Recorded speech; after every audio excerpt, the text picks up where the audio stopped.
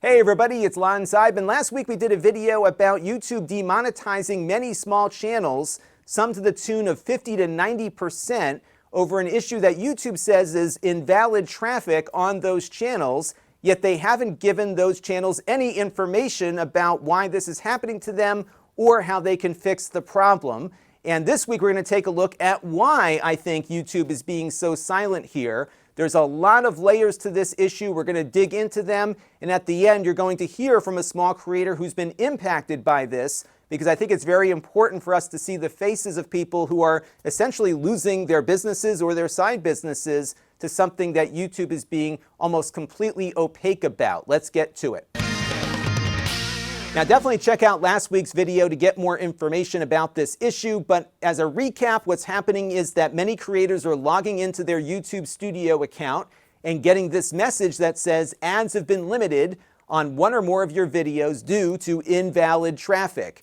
And what happens typically when one of your videos gets demonetized or ad limited is that you'll see a little icon next to the video in question on your control panel. You have the right to appeal the decision, so somebody at YouTube can take another look at it and maybe reinstate it. In this case, none of that happens. They won't tell you which videos are impacted by this. They won't even tell you how many, and you're told to look at a support article that blames you for the whole problem.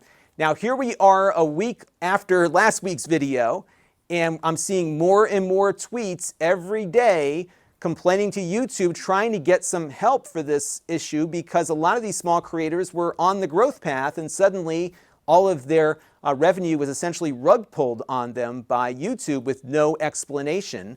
All YouTube is saying is this copy and paste text that they're using to reply to creators with concerns.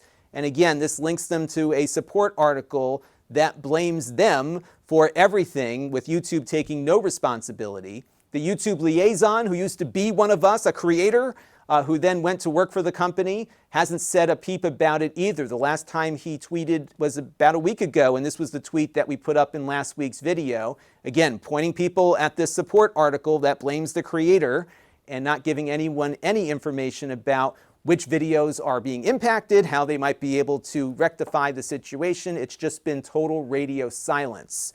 So why is YouTube being so quiet about this? Well, I suspect it's because YouTube is under scrutiny from three major stakeholders, and unfortunately, YouTube creators do not make that list. The first, of course, are YouTube's advertisers, and a company called Adlytics over the summer dropped two major studies that really call into question some of Google and YouTube's advertising practices. Now, before we dive into these things, I do want to make it clear that YouTube and Google have denied all of it, but it's hard to see how this is not impacting what's going on with these small creators right now. So Adlytics released two studies. The first involved TrueView skippable in-stream ads. And these, of course, are the ads that you see when you click on a YouTube video. You get the option to watch the video or skip it. If you watch the ad, then the advertiser pays. If you don't watch the ad, the advertiser doesn't pay. And these have typically been the bread and butter of YouTube and YouTube creators for many years. The problem is that over the last 2.5 years or so, YouTube has been selling these ads not only on YouTube, but also requiring advertisers to have those ads run on other websites. And in the report here, they cite a major infrastructure brand who said only 16% of the ads they purchased actually showed up on YouTube. The rest were displayed on websites. And the accusation that is going on here is that these ads are not being seen by people. They're kind of running in the background or sometimes displayed to no one at all. So why is Google and YouTube forcing advertisers to spread their ad buys out across the entire internet when they really just want to buy ads on YouTube, which is the higher quality placement? Well, if we take a look at some industry scuttlebutt, it might be due to the fact that YouTube doesn't have as much inventory available for these advertisers, and the result is that YouTube has gotten very expensive as an exclusive advertising destination versus a lot of the other services out there. And don't forget, services like Netflix now offer an advertising tier so people can pay less of a subscription fee, put up with a few ads, and Netflix presumably makes the same amount of money or more due to the fact that they now have an ad marketplace to offer. And because they have more inventory and advertisers are less sensitive about the type of content that their ads appear next to on a Netflix, for example, those platforms have a lower CPM than what YouTube would offer on its own. So what they've done here is they've spread out their advertising inventory to include other websites. So what's driving this lack of inventory on YouTube? They're one of the biggest sites on the internet. They've got billions of people watching every month. Why can't they get any inventory available to these advertisers? Well, they've got a lot of restrictions on how ads can run on this platform. A big one is the fact that any video that the creator or YouTube deems to be made for kids can't run the types of ads that advertisers would like to place on a platform like YouTube. So that immediately knocks out a lot of available inventory. And that restriction is based on the video. So even if an adult is watching one of these videos that are made for kids, they won't see the same type of advertising, although there are some issues related to that, which we'll get to in the second part of this analysis. The other issue, I think, is that YouTube is very restrictive in which channels can actually run ads. So even though they've got a lot of viewers, not a lot of channels can run all the ads that the advertisers want to place because they're not advertiser friendly. You all remember the adpocalypse from a couple of years ago? Well, that is still echoing today. So channels like mine are generally a safe bet because I don't do anything controversial. I don't report on tragedy in the news. We talk about tech, and that seems to be pretty friendly. But journalists who want to report the news are usually restricted from running ads. You have political commentators who are often limited in what they can do from an advertising standpoint. So YouTube has basically carved out just a very small portion of their overall traffic that is safe for advertisers. And to some degree, I don't think it's very fair because a video that might get restricted on YouTube for being a little too racy or controversial is not restricted on a platform like Netflix or Hulu. Another big issue here is the creation of YouTube Shorts, which started up around this period of time. And this is drawing more eyeballs away from YouTube's profitable long-form content that these advertisers want to put ads on. And a great example of this disparity in revenue potential comes from this tweet from Tech Odyssey the other day, where on the left there he shows a viewership of 540,000 for his long-form content, which earned him $3,600. And of course, YouTube has their portion that they take from that. On the right-hand side of his tweet are 527,000 views of his shorts that only earned him $28 and presumably less for YouTube as well. And what I've been saying for a couple of weeks now, maybe a couple of months, is that when you're a creator creating shorts, you're drawing people away from your long-form content. And if we've got people maybe spending 5 or 10 minutes a day on shorts, that's 5 or 10 minutes that they're not spending on more profitable long-form video.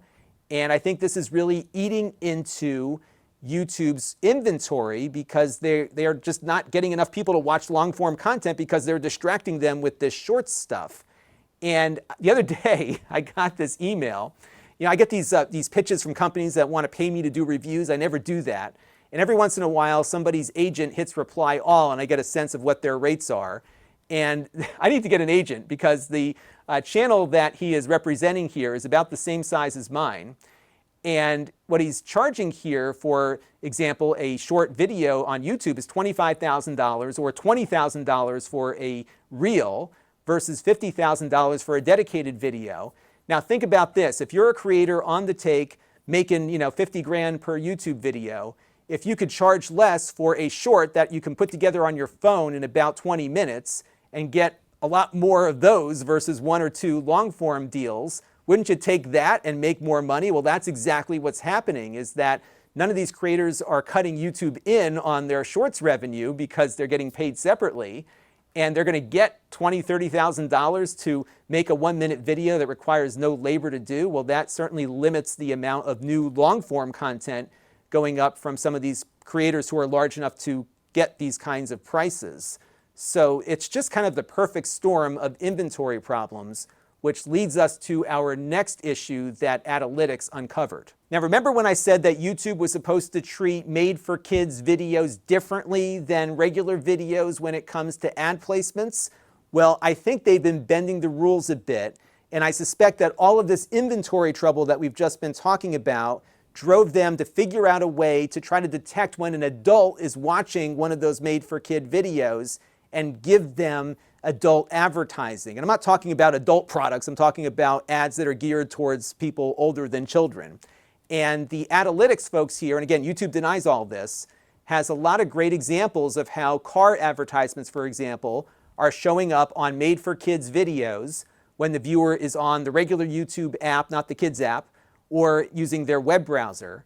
And what's happening here is that advertisers are concerned that kids may be getting these ads anyhow and clicking on them and now poisoning all of this ad targeting that advertisers require as part of these campaigns that they run. So for example, if you click on the Hyundai ad, you go to Hyundai's website, they drop cookies on you, you get into all these data broker databases, all the bad stuff that happens with ad tracking is what advertisers want to pay for here. And Analytics suspects that the Michigan State Police, Disney, BMW, Hyundai, and Verizon were all inadvertently harvesting and sharing metadata of toddlers who happened to click on an ad because they were watching YouTube on their mom's account, for example. And the Analytics folks talked to some advertisers, some big ones, who are really concerned about this. And it's clear that advertisers get treated the same way we creators do, and that they don't get any communication from Google or YouTube about what's going on. But look at the last sentence there. They want refunds on all of the ads that are running here. And I suspect what's happening is that these clicks on this made-for-kids video stuff becomes like fruit of the poison tree. So now what they're having to do is go back through and see who else these kids were watching, and any ad revenue that these accounts generated is now getting refunded to these advertisers because they are really ticked off about it. And I think that is what's going on here. So a lack of inventory, some changes made to try to squeeze more inventory out of what they have available has led to kids clicking on stuff, getting tracked, and now advertisers being at risk of the FTC coming down on them because it is against the law to place this kind of tracking on a child. And it's really difficult to fix this because how do you police a kid using his mom's iPad? Well, it's against the law if the kid is getting tracked for a click that they make. And I think that is what's happening here, is that we've got traffic that they can't validate as an adult, and now these advertisers want their money back, and that is why these creators are losing money. Now, if all of this wasn't bad enough already, Google's got some other problems, namely the US Department of Justice, who is taking Google to court, accusing them of being a monopoly. This is actually the largest monopoly trial in 20 or 25 years. The last one I can think of that was this big was the Microsoft case back in the 90s. This is a big deal. Their very business is at risk. The government could break them up after this lawsuit is concluded. So it's no wonder they're not talking, because they've got the FTC breathing down their necks likely over this kid tracking issue. They've got a lot of upset advertisers who not only could sue them to get their money back, but could also decide to pull all their money off the platform. And then, of course, they've got the Department of Justice accusing them of being a monopoly and potentially could break up their entire business. So this is really rough sailing right now, and I think the reason why they're not talking to anybody is because they don't want to give any ammunition to any of these parties to come after them further. So joining me now is one of the people being impacted by this. This is Sarah Kimmel, and she runs a channel called Familytech. Sarah, why don't you tell us a little bit about your channel and some of the work you've been putting into it to get to your current subscriber level of 17,000? Sure. I mean, I've been online since around 2009. That's when I started my blog. My goal is to help families understand technology, and that's why it's Familytech. I'm really focused. There's a lot of tech channels out there that'll give you speeds and feeds and everything like that, and that's really not what my tech channel is about. It's about, what does this mean for the everyday person?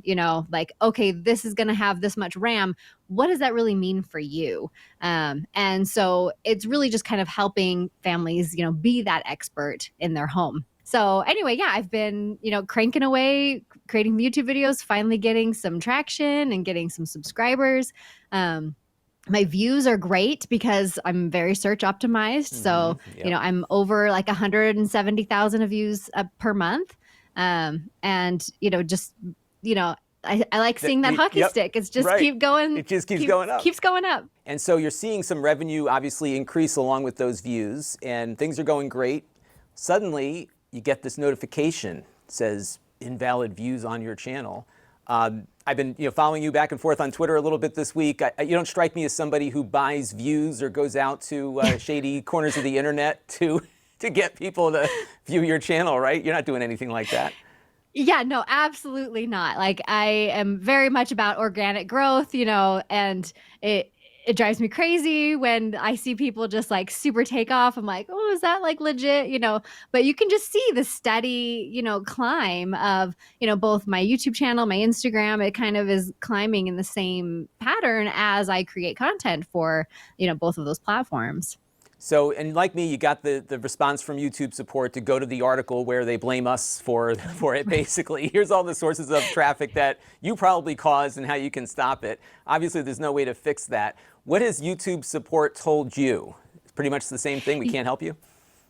Yeah, absolutely. And so when I first saw the notification, I was like, what is that? Like, that's weird. And so then I looked at all of my videos to like, you can see what's being monetized and what's not, and I have a couple of videos that deal with some sensitive topics.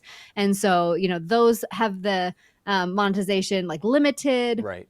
And so I've known about those, and I kept going to that. I was like, okay, well, maybe tomorrow it'll show like which one is invalid, and and then I can do something about it. And then the next day and the next day, and there's still no indication on any of my videos, what is causing this invalid traffic. So and of course you hit the learn more, and the learn more just says, well, stop sending us invalid traffic. Right. And I'm like, but I'm not.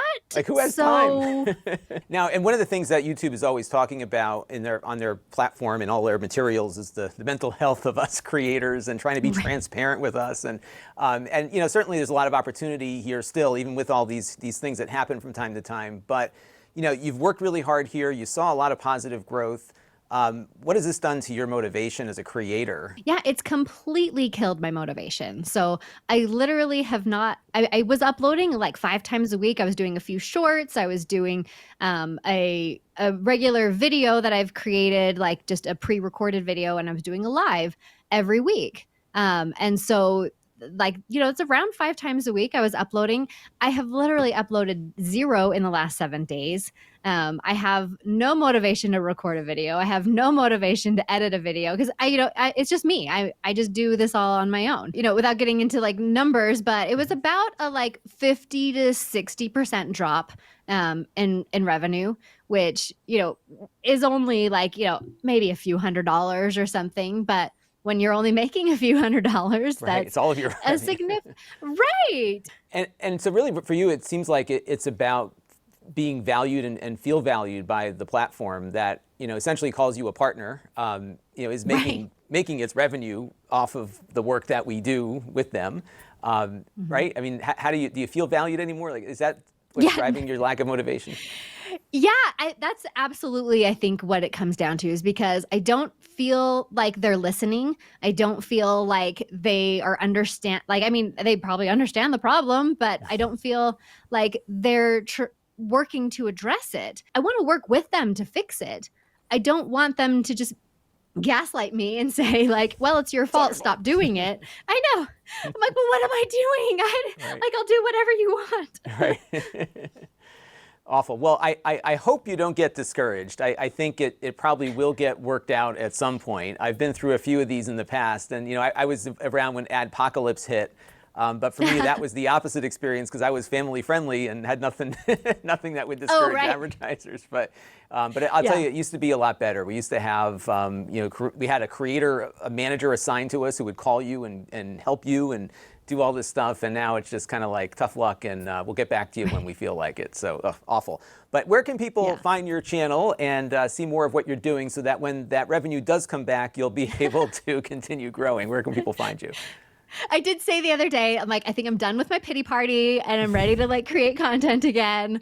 Just had to have that little pity party for a little while. But I'm Family Tech everywhere. So like if you look on any platform, you search Family Tech, that it'll be me with the pink hair. Excellent. Well, that is great. Definitely, if you are in the situation where you need some family tech, and I think a lot of viewers of my channel are, most of my viewers are about my age, so we're all dealing with the family tech issues. And really in tech, especially in this space, there's not enough women doing it. So you would think YouTube would want to help you continue growing here, to contribute your voice to this. And it's unfortunate that you're going through all of this. But we are raising awareness. I appreciate you coming on today. We're going to keep pushing this message out until it gets fixed, or at least somebody there tells us what's going on. So thanks for joining us, and hopefully everything gets straightened out. Yeah, absolutely. And really, like I said, I just want transparency. That's all I really, really want. Like if my revenue stays down here, that's fine. I just need to know what it's really about. And hopefully we'll find out soon. Well, thanks again for joining us. So a big thank you to Sarah for coming on the channel today. It's unfortunate that so many talented creators are having to deal with this issue right now, and it's really unfortunate that it's disproportionately hitting those smaller channels on the platform here. But hopefully more and more advocacy will get YouTube to, first of all, respond to what's going on, and two, hopefully fix it in a way that will make these creators whole. I'm not holding my breath on this one. I think there's a lot going on underneath the surface here, but I wanted to do this video today to kind of give you some ideas to what I think is happening, and it does kind of line up with what we're seeing these creators dealing with. That's going to do it for now. Until next time, this is Lon.TV. Thanks for watching. This channel is brought to you by the Lon.TV supporters, including gold level supporters Brian Parker, Chris Allegretta, Hot Sauce and Video Games, Logic KGR, Tom Albrecht, and Amda Brown. If you want to help the channel, you can by contributing as little as $1 a month.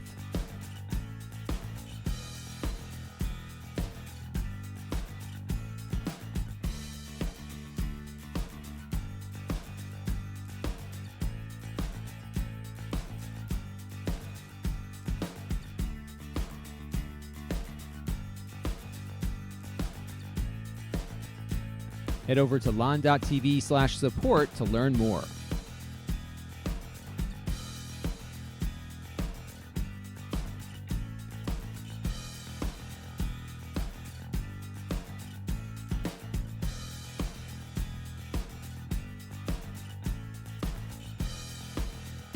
And don't forget to subscribe. Visit lon.tv/s.